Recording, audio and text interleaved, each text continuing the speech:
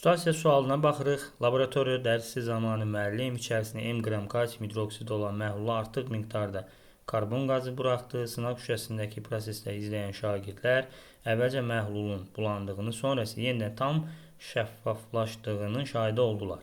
Sonra müəllim sınaq şüşəsinin tərəzinin üzərinə qoydu və sınaq şüşəsinin 44 qram artdığını müşahidə etdi.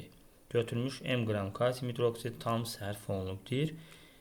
Burada 28-ci sual deyək. Nə deyir burada? Məhlulun bulanmasına və yenidən şəffaflaşmasına səbəb olan reaksiya tənliklərini yazın. Deməli, bizdə kalsium hidroksid var idi. Kalsium hidroksidin üzərinə karbon qazı buraxanda buradan alınır kalsium karbonat və su. Yəni, birinci reaksiyanın tənliyi budur. Çünki buradan bulanmağa səbəb burada alınan kalsium karbonat çöküntüsüdür. Bu çöküntü suyu bulandırır.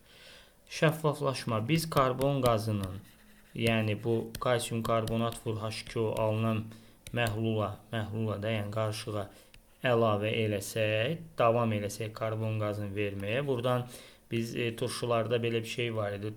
Normal duz öz uyğun turşusu ilə reaksiyaya girəndə, çox əsaslı turşulardan gedir söhbət, turş duz alınır. Kalsium hidrokarbonat alınacaq buradan.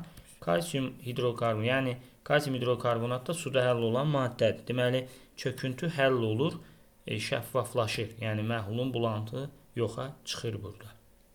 Deməli, hər iki reaksiyanın tənliyi birinci alınan kalsium karbonat bulandırır çöküntü, sonra da həmin çöküntü təzədən karbon qazı su ilə, yəni karbonat tozuna reaksiyaya girib hidrokarbonata keçir və təzədən məhlul şəffaflaşır. Çünki kalsium hidrokarbonat suda həll olan maddədir.